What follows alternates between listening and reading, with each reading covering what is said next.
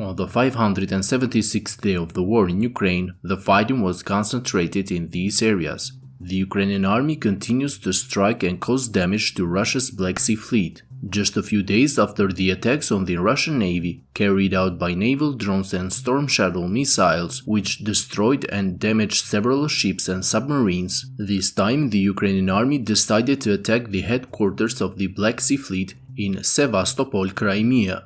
According to Russian sources, the Ukrainian forces followed the same strategy that they have used in the previous attacks, initially launching cheap drones to reveal the position of the Russian air defense systems in the region, and then launching the decisive strike. As I have said in previous videos, Russia still has no answer to this simple but effective tactic. Russian sources said that the Russian air defense shot down at least 2 Ukrainian drones 2 hours before the decisive attack on the headquarters of the Black Sea Fleet.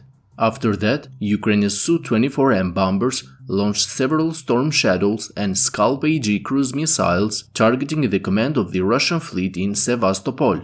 According to the Russian source Rybar, the Russian air defense managed to hit almost all the missiles, but one of them managed to hit the command building. However, from the footage published a few hours later, it is clear that the building was already burning as another Storm Shadow missile hit the target, which refutes the news published by Rybar and proves that more than one missile managed to hit the building, causing it a lot of damage. Although there is still no confirmation, some Ukrainian sources are saying that the commander of the Black Sea Fleet, Admiral Viktor Sokolov, died during the attacks in Sevastopol. Yesterday, the Ukrainian army launched another attack on the facilities of the Russian Black Sea Fleet, again using the Storm Shadow missiles to destroy the communication center of the Black Sea Fleet near Verkhno-Sadove, just a few kilometers northeast of Sevastopol.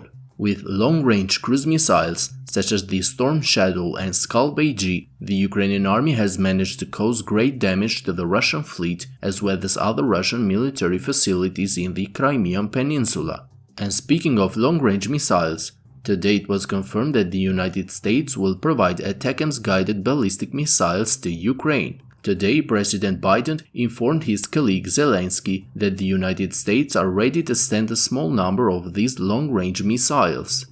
It is not yet known exactly how many units will be transferred, but some sources are suggesting that there will be up to 100 of such missiles that will be given to Ukraine.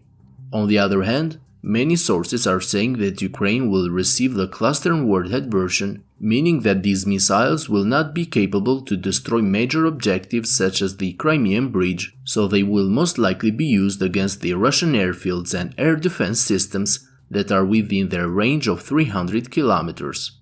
Until now, the long-range Russian air defenses have always been positioned at the edges of the current range that the Ukrainian HIMARS has, which is about 80 kilometers, while now the Ukrainian forces can practically hit anything on every corner of the occupied territories. Most likely, their targets will become the airfields of the Russian Ka-52 helicopters, which generally operate in the rear of the southern front.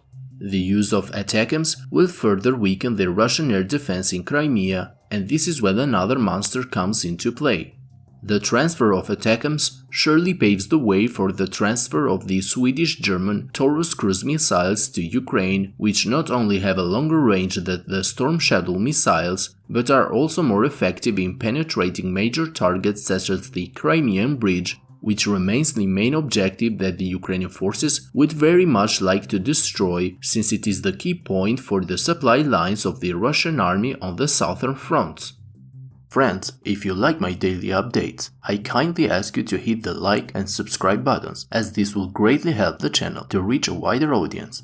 That's all for today's update. Thank you to my Patreon supporters, and have a great day.